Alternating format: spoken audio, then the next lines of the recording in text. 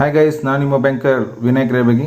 ನಿಮಗೆಲ್ಲ ಗೊತ್ತಿರೋ ಹಾಗೆ SBI CBO 2025 ರಿಕ್ರೂಟ್ಮೆಂಟ್ ಬಿಟ್ಟಿದ್ದಾರೆ. ಇದು ಈ ಇಯರ್ನ ಒಂದು ರಿಕ್ರೂಟ್ಮೆಂಟ್ ಪ್ರೊಸೆಸ್ನ ಸ್ಟಾರ್ಟಿಂಗ್ ಅಂತಲೇ ಹೇಳ್ಬೋದು. ಸೊ ನಿಮಗೆಲ್ಲ ಗೊತ್ತಿರೋ ಹಾಗೆ SBI CBO ಒಂದು ಸರ್ಕಲ್ ಬೇಸ್ಡ್ ಆಫೀಸರ್ಪ್ಪ ಅಂತಂದು ಹೇಳ್ತಾರೆ. ಇದು ಏನಪ್ಪ ಅಂತಂತಂದರೆ ಇದರಲ್ಲಿ ನೀವು ಸ್ಟಾರ್ಟಿಂಗಲ್ಲಿ ಒಂದು ಸರ್ಟೆನ್ ಪೀರಿಯಡ್ ಆಫ್ ಇಯರ್ಸ್ವರೆಗೂ ನೀವು ಕರ್ನಾಟಕ ಸ್ಟೇಟ್ ಅಥವಾ ನಿಮಗೆ ಸೆಲೆಕ್ಟ್ ಮಾಡಿರೋಂಥ ಸ್ಟೇಟಲ್ಲಿ ವರ್ಕ್ ಮಾಡ್ತೀರಾ. ಆಮೇಲೆ ನಿಮಗೆ ಆಲ್ ಇಂಡಿಯಾ ಟ್ರಾನ್ಸ್ಫರ್ಸ್ ಇರುತ್ತೆ. ಸೊ ಅದೊಂದು ಈ ರೀತಿ ದೊಡ್ಡ ರೆಕಗ್ನೈಸ್ಡ್ ಇನ್ಸ್ಟಿಟ್ಯೂಟಲ್ಲಿ ವರ್ಕ್ ಮಾಡಬೇಕಪ್ಪ ಅಂತಂದರೆ ಅದೊಂದು ಒಳ್ಳೆ ಚಾನ್ಸನ್ನೇ ಹೇಳ್ಬೋದು. ಈಗ coming to the online registration date ಬಂದುಬಿಟ್ಟು 9th ಮೇಯಿಂದ 29th ಮೇವರೆಗೂ ನಿಮಗೆ ಡೇಟ್ ಕೊಟ್ಟಿದ್ದಾರೆ. ಮತ್ತು ಆನ್ಲೈನ್ ಟೆಸ್ಟ್ ಬಂದುಬಿಟ್ಟು ಟೆಂಟೇಟಿವ್ ಆಗಿ ಜುಲೈ ಅಂತ ಅನೌನ್ಸ್ ಮಾಡಿದ್ದಾರೆ. So coming to the process of examination, ಇದು 3 ಫೇಸಲ್ಲಿ ನಡೆಯುತ್ತೆ ವಿತ್ LPT. ಫಸ್ಟ್ ಬಂದುಬಿಟ್ಟು ಆನ್ಲೈನ್ ಎಕ್ಸಾಮಿನೇಷನ್ ಇರುತ್ತೆ, ಆಮೇಲೆ ಸ್ಕ್ರೀನಿಂಗ್ ಇರುತ್ತೆ, ಆಮೇಲೆ ಇಂಟರ್ವ್ಯೂ, ಆಮೇಲೆ ಬಂದುಬಿಟ್ಟು LPT. ಇದ್ರ ಬಗ್ಗೆ ನಾವು ಮುಂದೆ ನೀಟಾಗಿ ಡಿಸ್ಕಸ್ ಮಾಡೋಣ ಅಂತ. So coming to the number of vacancies, ನಿಮಗೆ ಕರ್ನಾಟಕ ಸ್ಟೇಟ್ ಅಂದರೆ ಬೆಂಗಳೂರು ಸರ್ಕಲ್ ಬೇಸ್ಡಲ್ಲಿ ನಿಮಗೆ ಟೋಟಲ್ ಆಫ್ 250 ವೇಕೆನ್ಸೀಸ್ ಇದೆ. ಸೊ ನೀವು ಡಿಫ್ರೆಂಟ್ ಕ್ಯಾಟಗರಿ ಬೇಸ್ಡ್ ವೇಕೆನ್ಸೀಸ್ನ ನೀವು ಇಲ್ಲಿ ನೋಡ್ಬೋದು. ಈಗ ನೆಕ್ಸ್ಟ್ ಪ್ರೊಸೆಸ್ ಬಂದುಬಿಟ್ಟು what is the eligibility criteria. So ಈ 3 ಇಂಪಾರ್ಟೆಂಟ್ ಪಾಯಿಂಟ್ಸನ್ನು ಇಲ್ಲಿ ಮೆನ್ಷನ್ ಮಾಡಿದ್ದಾರೆ. ಫಸ್ಟ್ ಆಫ್ ಆಲ್ ಏನಪ್ಪ ಅಂತಂದರೆ, ನೀವು schedule commercial bank and RRBs ಆಗಿದ್ದರೆ ನೀವು ಅಲ್ಲಿ ರಿಕ್ರೂಟ್ಮೆಂಟ್ಗೆ ನೀವು ಎಲಿಜಿಬಲ್ ಇರ್ತೀರಾ. ಬಟ್ ಅದು ಬಿಟ್ಟು ನೀವು ಶೆಡ್ಯೂಲ್ ಕಮರ್ಷಿಯಲ್ ಬ್ಯಾಂಕಲ್ಲಿ ಬರುವಂಥ ಯಾವ ಸಬ್ ಕ್ಯಾಟಗರೈಸ್ಡ್ ಬ್ಯಾಂಕ್ಸ್ ಇರ್ತಾವಲ್ಲ, ಅಂದರೆ ಸ್ಮಾಲ್ ಫೈನಾನ್ಸ್ ಬ್ಯಾಂಕ್ಸ್ ಅಂತ ಇರ್ತಾವಲ್ಲ, ಅಲ್ಲಿಂದೆಲ್ಲ ನೀವು ಇಲ್ಲಿ ಅಪ್ಲೈ ಮಾಡೋಕ್ಕೆ ಎಲಿಜಿಬಲ್ ಇರೋಂಗಿಲ್ಲ.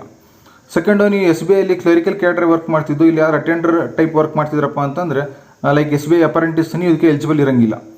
ಮತ್ತು ಆಮೇಲೆ ಥರ್ಡ್ ಒಂದು ಬಂದುಬಿಟ್ಟು, ನೀವು SBI ಅಥವಾ SBI ಅಸೋಸಿಯೇಟ್ ಆಗಿರೋಂಥ ಯಾವುದ್ರಲ್ಲಿ ಬ್ಯಾಂಕಲ್ಲಿ ನೀವು ವರ್ಕ್ ಮಾಡ್ತಿದ್ದೀರಪ್ಪ ಅಂತಂತಂದರೆ ನೀವು ಇದಕ್ಕೆ ಅಪ್ಲೈ ಮಾಡೋಕ್ಕೆ ಎಲಿಜಿಬಲ್ ಇರಲ್ಲ. ಸೊ ನೆಕ್ಸ್ಟ್ ಪ್ರೊಸೆಸ್ ಬಂದುಬಿಟ್ಟು, ಈಗ ಎಲಿಜಿಬಿಲಿಟಿ ಕ್ರೈಟೀರಿಯಲ್ಲಿ ಹೋದ್ರಪ್ಪ ಅಂತಂತಂದರೆ ನಿಮ್ಮದು ಎಜುಕೇಷನ್ ಕ್ವಾಲಿಫಿಕೇಷನ್ ಬಂದುಬಿಟ್ಟು ನೀವು ಯಾವುದೇ ರೀತಿಯ ಒಂದು ಡಿಗ್ರಿನ ನಿಮ್ಮದಾಗಿರ್ಬೋದು, ಅವರು ನೀವು ಎಕ್ಸಾಮನ್ನು ಬರೆಯೋಕ್ಕೆ ಎಲಿಜಿಬಲ್ ಆಗ್ತೀರಾ. ಸೊ ವೆರಿ ಇಂಪಾರ್ಟೆಂಟ್ ಬಂದುಬಿಟ್ಟು ಏಜ್ ಲಿಮಿಟ್ ಏನಪ್ಪ ಅಂತಂದರೆ ನಿಮ್ಮದು 21 ಇಯರಿಂದ 30. ಸೊ 21ಇಂದ 30 ಇಯರ್ಸ್ ಇರೋರು ನೀವು ಏನು ಮಾಡಬೇಕು ಅಂತಂತಂದರೆ ಇಲ್ಲಿ SBI CBOಗೆ ಎಲಿಜಿಬಲ್ ಇರ್ತೀರಾ, ನೀವು ಅಪ್ಲೈ ಮಾಡ್ಬೋದು. So the most important point of this SBI CBO notification ಏನಪ್ಪ ಅಂತಂತಂದರೆ ನಿಮ್ಮದು ಎಕ್ಸ್ಪೀರಿಯನ್ಸ್. ಸೊ ನೀವೇನಾದರೂ ಪರ್ಟಿಕ್ಯುಲರಾಗಿ ಈ ಬ್ಯಾಂಕಿಗೆ ಅಪ್ಲೈ ಮಾಡಬೇಕಪ್ಪ ಅಂತಂದರೆ ನೀವು ಯಾವುದೋ ಒಂದು ಶೆಡ್ಯೂಲ್ ಕಮರ್ಷಿಯಲ್ ಬ್ಯಾಂಕ್ ಅಥವಾ RRBಯಲ್ಲಿ ಅಥವಾ ಪ್ರೈವೇಟ್ ಬ್ಯಾಂಕ್ಸ್ ಆಗಿರಲಿ, ಅದರಲ್ಲಿ ನೀವೇನಪ್ಪ ಅಂತಂತಂದರೆ ಆಫೀಸರ್ ಆಗಿ ಮಿನಿಮಮ್ ಆಫ್ 2 ಇಯರ್ಸ್ ಏನು ಮಾಡಿರ್ಬೇಕಪ್ಪ ಅಂತಂತಂದರೆ ಸರ್ವಿಸ್ ಮಾಡಿರೋಕ್ಕಾಗಿತ್ತು. ಸೊ ಕ್ಲರಿಕಲ್ ಕೇಡರಲ್ಲಿ ನೀವು 2 ಇಯರ್ಸ್ ಸರ್ವಿಸ್ ಮಾಡಿದ್ರೆ ಅಂತ ಎಲಿಜಿಬಲ್ ಆಗಲ್ಲ. ಆಫೀಸರ್ ಕೇಡರಲ್ಲಿ 2 ಇಯರ್ಸ್ ನೀವೇನಾದ್ರು ಸರ್ವಿಸ್ ಮಾಡಿರಪ್ಪ ಅಂದ್ರೆ ಅಷ್ಟೇ ಎಲಿಜಿಬಲ್ ಆಗ್ತೀರಾ. ಸೊ ಗ್ರ್ಯಾಜುಯೇಷನ್ ಮುಗಿಸ್ಕೊಂಡು ನಾನು ಜಸ್ಟ್ ಈಗ ಅಪ್ಲೈ ಮಾಡ್ತೀನಪ್ಪ ಅಂತಂದರೆ ಸಾರಿ, ಇದು ನೀವು ಇದಕ್ಕೆ ಎಲಿಜಿಬಲ್ ಇರೋಂಗಿಲ್ಲ. ಸೊ ಇಲ್ಲಿ ಇದು one of the very important criteria SBI CBO ಬರೆಯೋಕಂತ ಹೇಳಕ್ಕೆ ಇಷ್ಟಪಡ್ತೀನಿ. ಇನ್ನೊಂದು ಏನಪ್ಪ ಅಂತಂತಂದರೆ ಬಂದುಬಿಟ್ಟು ಲ್ಯಾಂಗ್ವೇಜ್. ಸೊ ನೀವೇನಾದರೂ ಗ್ರ್ಯಾಜುಯೇಷನ್ನಲ್ಲಿ ಅಥವಾ ಹೈಸ್ಕೂಲಲ್ಲಿ ನೀವೇನಾದರೂ ಕನ್ನಡ ಲ್ಯಾಂಗ್ವೇಜ್ 1 ಆಗಿ ಓದಿದ್ರಪ್ಪ ಅಂತಂದರೆ ನೀವು LPT ಕೊಡೋಂಥ ಏನೂ ಅವಶ್ಯಕತೆ ಇಲ್ಲ. ಬಟ್ ಅದು ಬಿಟ್ಟು ನೀವು ಏನೋ ಲ್ಯಾಂಗ್ವೇಜ್ ಓದಿಲ್ಲ, ನಿಮ್ಮ ಸೆಕೆಂಡ್ ಲ್ಯಾಂಗ್ವೇಜ್ ಥರ್ಡ್ ಲ್ಯಾಂಗ್ವೇಜ್ ಇತ್ತಪ್ಪ ಅಂತಂದರೆ ನೀವು LPTಯನ್ನು ಇಲ್ಲಿ ಕೊಡಬೇಕಾಗುತ್ತೆ.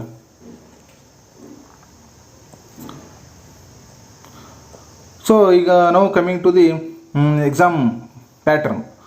ಸೊ ಇಲ್ಲಿ ನಾನು ಆಲ್ರೆಡಿ ಹೇಳ್ದಂಗೆ ಈ ಸ್ವಲ್ಪ ಡೀಪಾಗಿ ಡಿಸ್ಕಸ್ ಮಾಡೋಣ. ಸೊ ಇದರಲ್ಲಿ ಟೋಟಲ್ ಆಫ್ ಏನಿರ್ತಾವೆ ಅಂತಂತಂದರೆ 4 ಸೆಕ್ಷನ್ಸ್ ಇರ್ತವೆ. ಸೊ ಫಸ್ಟ್ ಒಂದು ಬಂದುಬಿಟ್ಟು English language 30 marks 30 minutes time ಇರುತ್ತೆ. ಮತ್ತು ಬ್ಯಾಂಕಿಂಗ್ ನಾಲೆಜ್ 40 ಮಾರ್ಕ್ಸ್ 40 ಮಿನಿಟ್ಸ್ ಇರುತ್ತೆ.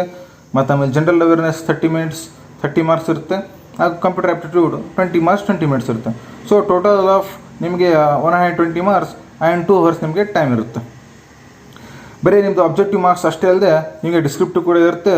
ಅದರಲ್ಲಿ ಟೋಟಲ್ ಆಫ್ 1 essay ಇರುತ್ತೆ, ಮತ್ತು ಆಮೇಲೆ 1 ಲೆಟರ್ ರೈಟಿಂಗ್ ಇರುತ್ತೆ. Total of 50 marks. ಸೊ ಇದು ನಿಮ್ಮದು ಬಂದುಬಿಟ್ಟು ಫಸ್ಟ್ ಫೇಸ್ನ ಎಕ್ಸಾಮ್ ಅಂತಂದು ಹೇಳ್ಬೋದು. ಇನ್ನೊಂದು ಏನಪ್ಪ ಇಲ್ಲಿ ವೆರಿ ಇಂಪಾರ್ಟೆಂಟ್ ಪಾಯಿಂಟ್ ಅಪ್ಪ ಅಂತಂದ್ರೆ ನಿಮ್ಗೆ ಯಾವುದೇ ರೀತಿಯ ನೆಗೆಟಿವ್ ಮಾರ್ಕ್ಸ್ ಇರೋಂಗಿಲ್ಲ ಅಬ್ಜೆಕ್ಟಿವಲ್ಲಿ. ಸೊ ನೀವು 120ಗೆ 120 ಕ್ವಶನ್ಸನ್ನು ಕಂಪ್ಲೀಟಾಗಿ ಅಟೆಂಡ್ ಮಾಡ್ಬೋದು. ಮತ್ತು ಆಮೇಲೆ ನಿಮ್ಮದು ಈ ರೀತಿ ಎಲ್ಲ ರಿಕ್ರೂಟ್ಮೆಂಟ್ ಅಂದರೆ ನಿಮ್ಮದು ಆನ್ಲೈನ್ ಎಕ್ಸಾಮಲ್ಲಿ ಆಗಿದೆಯಪ್ಪ ಅಂತಂದರೆ ನೆಕ್ಸ್ಟ್ ಬಂದುಬಿಟ್ಟು ನಿಮ್ಮದು ಸ್ಕ್ರೀನಿಂಗ್ ಮಾಡ್ತಾರೆ. ಸೊ ನಿಮ್ಮದು ಆನ್ಲೈನ್ ಎಕ್ಸಾಮ್ದು ಮಾರ್ಕ್ಸ್ ಬಿಡೋಕ್ಕಿಂತ ಮುಂಚೆ ಫಸ್ಟ್ ಸ್ಕ್ರೀನಿಂಗ್ ಮಾಡ್ತಾರೆ. ಸ್ಕ್ರೀನಿಂಗ್ ಅಂದರೆ ಏನಪ್ಪ ಅಂತಂದರೆ ನೀವು ನಿಮ್ಮ ಡಾಕ್ಯುಮೆಂಟ್ಸ್ ಎಲ್ಲ ಕರೆಕ್ಟ್ ಆಗಿದೆಯೋ ಇಲ್ಲೋ, ನಿಮ್ಗೆ ಎಕ್ಸ್ಪೀರಿಯನ್ಸ್ ಲೆಟರ್ ಇದೆಯೋ ಇಲ್ಲೋ, ನೀವು ಎಲಿಜಿಬಲ್ ಇದೀರೋ ಇಲ್ಲೋ, ಫಸ್ಟ್ ಅದನ್ನೆಲ್ಲ ನೋಡಿಕೊಂಡು ಫಸ್ಟ್ ಸ್ಕ್ರೀನಿಂಗ್ ಮಾಡ್ತಾರೆ. So most of the candidates ಇಲ್ಲಿ ಎಲಿಜಿಬಲ್ ಇದ್ದಾರೆ ಅಂತ ಗೊತ್ತಾಗುತ್ತೆ. ಅದು ಬೇಸಿಸ್ ಆದಮೇಲೆ ನಿಮಗೆ ಆನ್ಲೈನ್ ಎಕ್ಸಾಮ್ಸು ರಿಸಲ್ಟ್ ಬಿಟ್ಟು ನಿಮಗೆ ಇಂಟರ್ವ್ಯೂಗೆ ಕಾಲ್ ಮಾಡ್ತಾರೆ. ಸೊ ನಿಮ್ಗೆ ಇಂಟರ್ವ್ಯೂಲಿ 50 ಮಾರ್ಕ್ಸ್ ಇರುತ್ತೆ, ಮತ್ತು ಫೈನಲ್ ಸೆಲೆಕ್ಷನ್ ಬಂದುಬಿಟ್ಟು ಆನ್ ದಿ ಬೇಸಿಸ್ ಆಫ್ 25-25 ನಿಮಗೆ ಆನ್ಲೈನ್ ಮಾರ್ಕ್ಸ್ ಮತ್ತು ಇಂಟರ್ವ್ಯೂನ ಕನ್ಸಿಡರ್ ಮಾಡಿ ಫೈನಲ್ ಸೆಲೆಕ್ಷನ್ ಮಾಡ್ತಾರೆ. ನಾನು ಆಲ್ರೆಡಿ ಹೇಳ್ದಂಗೆ ನಿಮಗೆ ಆಲ್ರೆಡಿ ನೀವು 10th ಅಥವಾ 12th ನಿಮ್ಮದು ಓದಿದ್ದೀರಪ್ಪ ಅಂತಂದರೆ ನಿಮ್ಮ ಕನ್ನಡ ಲ್ಯಾಂಗ್ವೇಜನ್ನು, so no need to give LPT. By chance ನೀವು ಈ ಲ್ಯಾಂಗ್ವೇಜನ್ನು ಓದಿಲ್ಲ ಅಂತಂದರೆ ನೀವು ಕಂಪಲ್ಸರಿಯಾಗಿ LPTನ ಕೊಡಲೇಬೇಕಾಗುತ್ತೆ. ಇದು one of the important criteria ಅಂತಲೇ ಹೇಳ್ಬೋದು. So coming to the very important point, salary. So ಇದು ಸ್ಯಾಲ್ರಿ ಬಂದುಬಿಟ್ಟು ಬೇಸಿಕ್ಕಾಗಿ ನಿಮ್ಮದು ಪಬ್ಲಿಕ್ ಸೆಕ್ಟರ್ ಬ್ಯಾಂಕ್ ಅಥವಾ RIPO ಸ್ಯಾಲ್ರಿನೇ ಇರುತ್ತೆ ಅಂತ ಹೇಳ್ಬೋದು. So basic of 48,480. ಬಟ್ ಇಲ್ಲಿ ಅಲೋವೆನ್ಸ್ ಸ್ವಲ್ಪ ಜಾಸ್ತಿ ಇರೋದ್ರಿಂದ ಸೊ ಯು ಕ್ಯಾನ್ ಎಕ್ಸ್ಪೆಕ್ಟ್ ಅಥವಾ ಗ್ರಾಸ್ ಸ್ಯಾಲ್ರಿ ಅಂತ ಹೇಳ್ಬೋದು. ಗ್ರಾಸ್ ಸ್ಯಾಲ್ರಿ ಬಂದುಬಿಟ್ಟು 1 lakh ಪ್ಲಸ್ ಇರುತ್ತೆ. ಈಗ ನೆಕ್ಸ್ಟ್ ಬಂದುಬಿಟ್ಟು ಅಪ್ಲಿಕೇಶನ್ ಫೀಸ್. ಅಪ್ಲಿಕೇಶನ್ ಬಂದುಬಿಟ್ಟು ಜನರಲ್ EWS ಆ್ಯಂಡ್ OBCಗೆ 750 ರೂಪೀಸ್ ಇದ್ದರೆ SC ST ಆ್ಯಂಡ್ PWBDಗೆ ನಿಲ್ಲಿರುತ್ತೆ.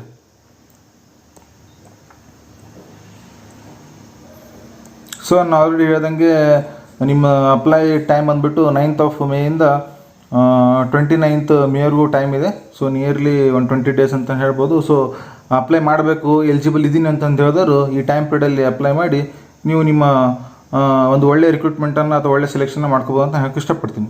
ಸೊ ಬೇಸಿಕ್ಕಾಗಿ ಡಾಕ್ಯುಮೆಂಟ್ಸ್ಗೆ ಬಂದುಬಿಟ್ರಪ್ಪ ಅಂತಂತಂದರೆ ಜನರಲಾಗಿ ನೀವೆಲ್ಲ ಬ್ಯಾಂಕ್ ಎಕ್ಸಾಮ್ಸ್ ಹಾಕಿರೋಂಥ ಡಾಕ್ಯುಮೆಂಟ್ಸ್ ಇದ್ದಾವೆ.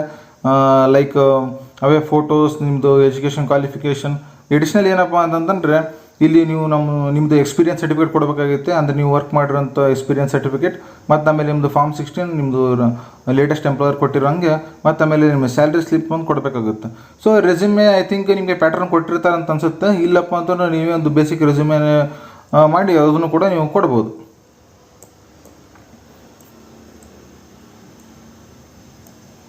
ಸೊ ಮತ್ತು ಬಂದುಬಿಟ್ಟು ನಿಮ್ಮದು prelims examination in case of Karnataka ಬಂದುಬಿಟ್ಟು ಬೆಂಗಳೂರು, ಹುಬ್ಬಳ್ಳಿ, ಧಾರವಾಡ, ಗುಲ್ಬರ್ಗ ಮತ್ತು ಮೈಸೂರು ಇರುತ್ತೆ. ಸೊ ನಿಮಗೆ based upon your nearby place ನೀವು ಇದರಲ್ಲಿ ಅಪ್ಲೈ ಮಾಡ್ಬೋದು. ಅಪ್ಲೈ ಬರೆದು ನೀವು ಎಕ್ಸಾಮನ್ನು ಬರೀಬೋದು. So this was all about CBO exam ಅಂತ ನಾನು ಹೇಳೋಕ್ಕೆ ಇಷ್ಟಪಡ್ತೀನಿ.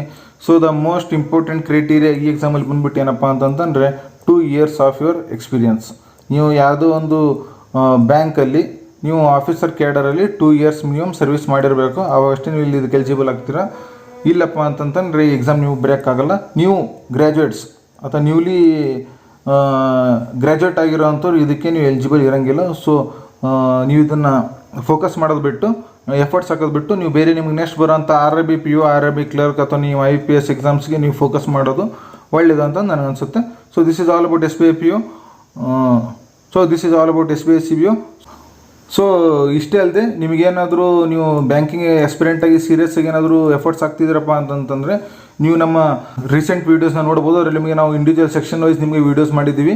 ಮತ್ತು ಸೆಕ್ಷನ್ ಬೈ ವೀಡಿಯೋಸ್ ಅಲ್ಲದೆ ನಿಮಗೆ ಅಪ್ಕಮಿಂಗ್ ಬ್ಯಾಂಕ್ ಎಕ್ಸಾಮ್ಸ್ ಬಗ್ಗೆನೂ ನಾವು ಒಂದು ವೀಡಿಯೋ ಮಾಡಿದ್ದೀನಿ. ಸೊ ನೀವು ಇದನ್ನು ಕ್ಲೀನಾಗಿ ನೋಡಿಕೊಂಡು ಇದನ್ನು ಯುಟಿಲೈಸ್ ಮಾಡಬೇಕಂತ ನಾನು ಹೇಳೋಕ್ಕೆ ಇಷ್ಟಪಡ್ತೀನಿ. ಸೊ ಅಪ್ಕಮಿಂಗ್ ವೀಡಿಯೋಸ್ಗೆ ನಮ್ಮ ಹತ್ರ ಅಟ್ಯಾಚ್ ಆಗಿರಿ. ನಿಮಗೆ ಎಲ್ಲ ರೀತಿಯ ಒಂದು ಎಕ್ಸಾಮಿಗೆ ಒಂದು ಸಪೋರ್ಟ್ ಗೈಡೆನ್ಸನ್ನು ನಾವು ಕೊಡ್ತೀವಿ ಅಂತ ಹೇಳ್ತಾ ಇದ್ದೀನಿ. So thank you one and all.